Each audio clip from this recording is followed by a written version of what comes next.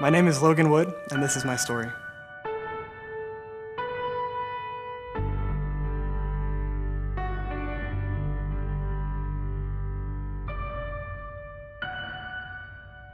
I'm 16 years old. I'm the oldest of 3 siblings. I have 2 younger brothers and 1 younger stepbrother.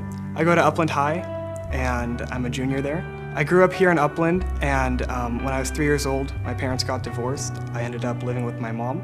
My dad moved to Texas, and I haven't seen him since. After that, and after a string of not the nicest of boyfriends, my mom found a really nice guy. I feel God really led her to a really loving father and husband, and he's been living with us for a few years now, and he's great. When I was 7 years old, I was in church on Easter Sunday, and I decided to accept Jesus into my life, and it's never been the same since.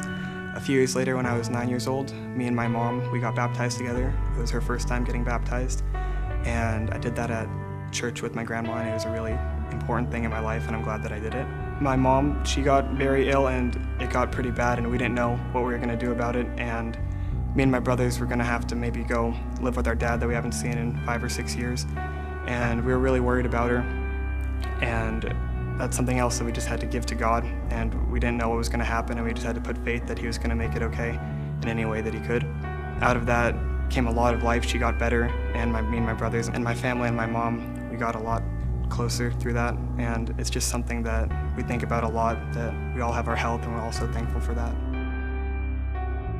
For a lot of years, with my family, it was just me, my mom, and my brothers, and my mom worked, and I kind of had to be a mentor for my brothers, and God really put that on my heart that this is something I need to do, and it's something I should do to help them and to teach them. And through that, I feel like I've become really close with them, and it's a nice thing to do that. Something in my life that I really know that I need to just depend on God for is recently my father, he became very ill, and we don't know how he's going to do, my biological father. And it's something that I just have to give it all to God and put my heart out to God and just think like, you know, I can't do anything about this. This is in your hands now. And it's something that me and my family are struggling with, and we're just going to have to see what happens. So there are a few years in my life between 7th, 8th, 9th grade where I just didn't go to church anymore, and it wasn't a thing where I didn't have faith in God. It was just I was busy or I was too preoccupied with whatever. And last year, in the middle of the year, I decided, you know, it's really something that's important to me that I reconnect with God and that I bring him back into my life. And I started going to church again, and that's when I came to LBF about 6 months ago. And I've been loving it, and I've made a lot of friends, and I feel like I've really grown on my journey with God. And I think it's a really good thing that we should bring more people here. And there's been hard times and there's been good times, but God's gotten me through it all. He's gotten me through the highs and through the lows. And I know he's not done yet, and I'm happy to see what he has in store for me.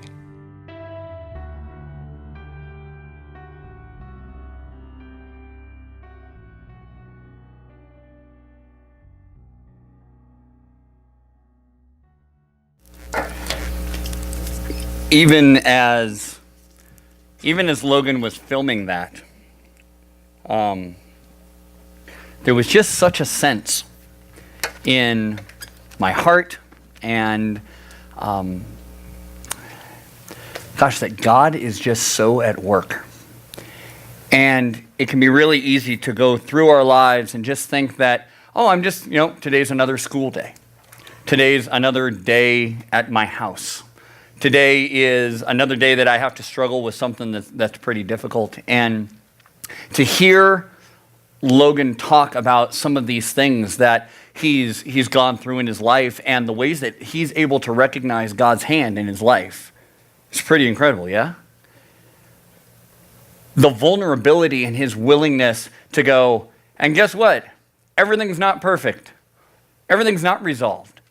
His dad's really sick. And they don't know what the outcome of that is going to be.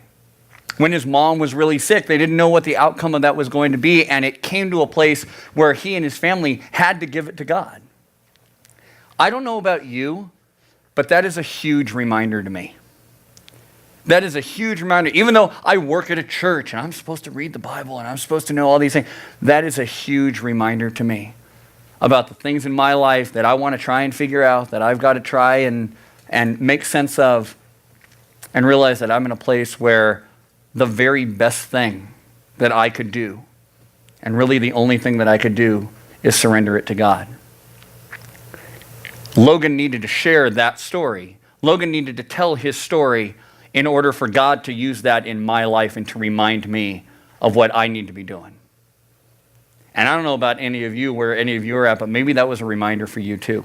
Maybe there's something else that you pulled out of that was just for you, that God wants to use in that story just for you as a reminder, or maybe as a revelation of who he is and that he is at work.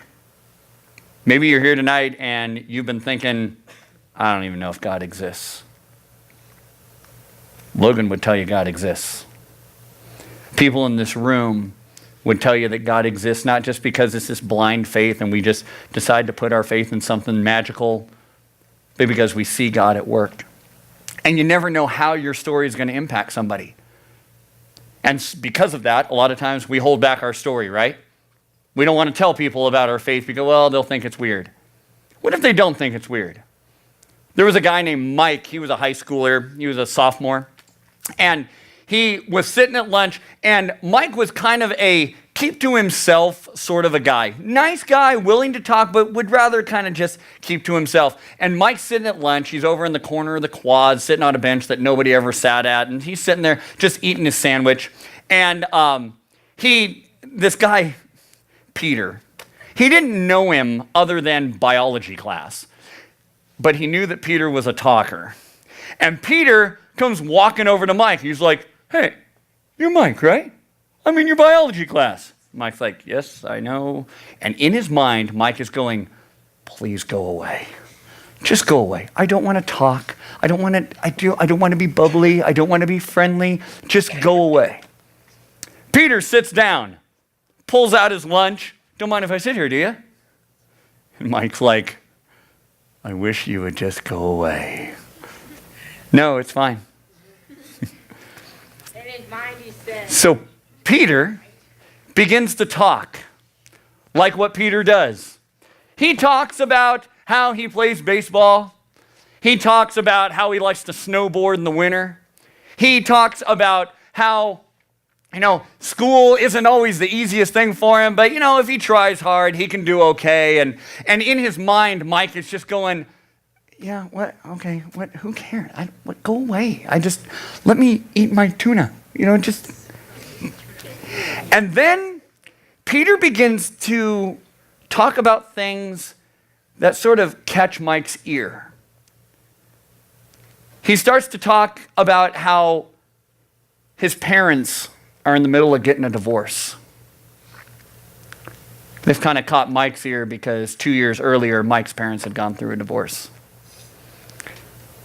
He started talking about how his brother just got caught with drugs in his room, and how it was tearing his family apart, and how his mom was just in tears all the time, and how it was just so stressful with everything that was going on, and he wasn't sure what was going to happen. I mean, were they going to kick his older brother out? What was going to happen?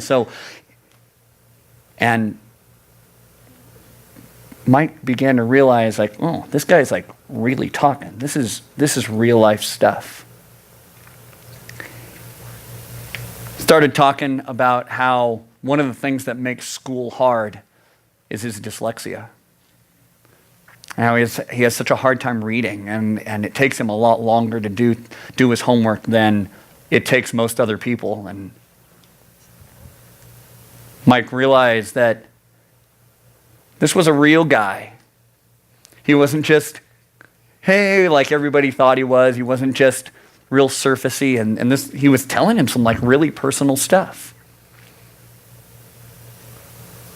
Mike set his sandwich down, and he sat there, and he just made eye contact with Peter and just listened to him. He listened to Peter talk about how, with everything that's going on, is there anything that can make sense of it? Is it just dumb luck? Is it just bad luck? Is he supposed to just kind of do his best? And Peter is just asking these questions out into the air, and Mike's listening, and something begins to stir in Mike. See, Mike didn't want to talk. Mike was just let me eat my tuna. But something began to stir up in Mike to begin to share life back. And suddenly Mike found himself in the middle of his story about what it was like for him when his parents went through a divorce. Mike talked about the difficulty of having family members that are sick, that his grandma had just died of cancer, and how much strain that put on his family, and these guys began to share life. Mike had grown up in church. He believed in God, but it wasn't until that moment that he realized that his story and the way that God had given him peace and hope through some of the darkest days in his life was something Peter needed to know about. And he very simply began to encourage Peter that there is something bigger. There is something more than just you being brave, you doing your best. There's a God who loves you. And even in those dark days when it seems like he's forgotten about you, or it doesn't make sense, or it doesn't seem fair, he loves you.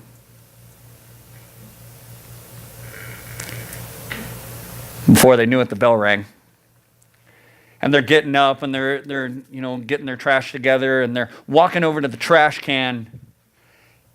And Peter looks at Mike, he goes, "Hey, thanks for not getting angry at me." Mike's like, "Why would I get angry at you?" I was, "I don't know, whenever I have these big questions about, God or these kind of, people just get all angry and tell me to, believe whatever I want, but thanks for listening." In fact, Mike, this is the most significant conversation I've ever had in my life. Mike walked away like, what just happened? I went out there to eat my tuna fish. I just sat out. In fact, Mike walked away, and there was this twinge of guilt where he prayed to God and said, "God, forgive me for being so unwilling to look for opportunities to share my story. Thanks for sending Peter." What does your story look like? Not just what are the elements in your story, but how might your story be used? What are some opportunities that maybe you haven't even been looking for? What are some of the things in your life where you're like, "Oh, that's no big deal. I grew up in church. I don't have a story to tell. It's just, I grew up in church." And what are the things that you would be willing to go, "God, stir this up in me. I don't want my story to go untold. I don't want what you have done in my life to be something that I just keep to myself when there is Peter out there. When there are close friends, I guarantee that there are those of you in the room, you have close friends. People that you would be like, "Oh, she's like my sister."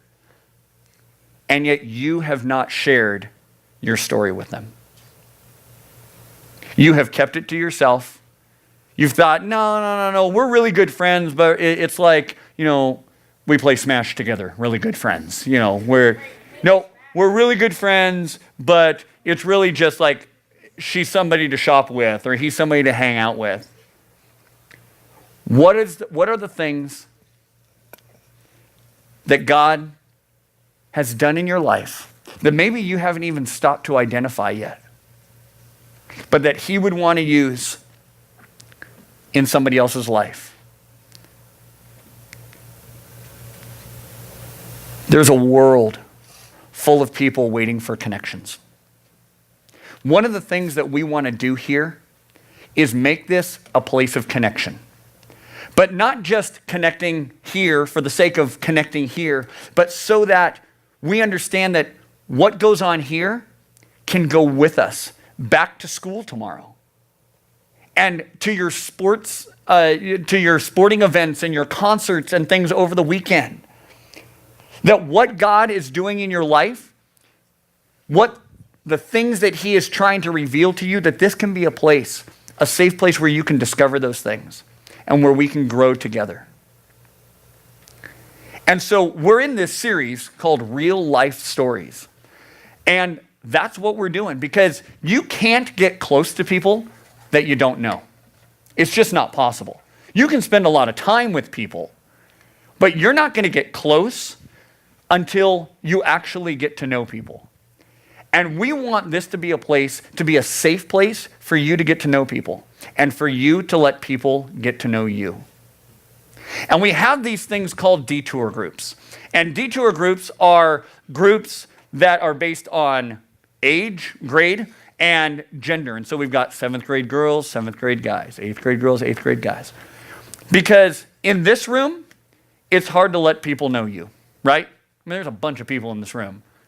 So we want to get into smaller groups and give you the opportunity to know people and to be known. And so what I told you last week, we were going to tell our real life stories. And we're going to start this week with your detour group leaders. So maybe you've been going to your detour group and you're like, okay, Shannon's my detour group leader, but I don't really even know anything about her. Guess what, 7th grade girls? You're going to get to learn lots about Shannon, okay? And you are going to get to hear who she is, who God is to her, and how God has moved in her life. And from here, in the weeks to come, many of you have already signed up. And if you haven't had the chance to sign up, you'll have a chance to sign up tonight to share your life story. And next week, there are going to be students that have signed up, and we'll talk to you about that in our detour groups. There are students that have signed up that are going to share their story next week, and the following week, and the following week. And here are a couple things that I want to remind you about as we do this. We want this to be what kind of place? Starts with an S. Safe. We want this to be a safe place. That means that when someone is sharing their story, whether it's a student or a staff member, that we're respectful, that you pay attention to who's talking, that you look at them, that you engage with what they're saying. These things are not going to be long. It's not like somebody's going to talk for 45 minutes and you have to, but that you would engage, that you would listen. We also want to encourage you to ask questions.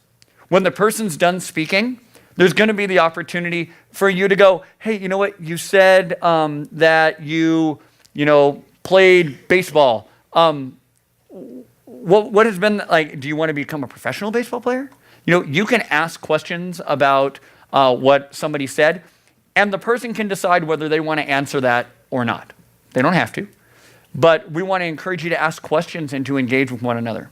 When we're done, when a person is done, or I'm sorry, not when a person is done, after both people have shared, because we're going to do 2 a night, after both people have shared, you're going to get a paper that says, something I learned about whose story I heard tonight, and this is something that encouraged me about their story. And you're going to write down, just real quick, a sentence or two, something that you learned about them or something that encouraged you. And we're going to take those papers and give them back to the people who spoke. This is an opportunity to encourage them and to let them know, hey, your story made a difference.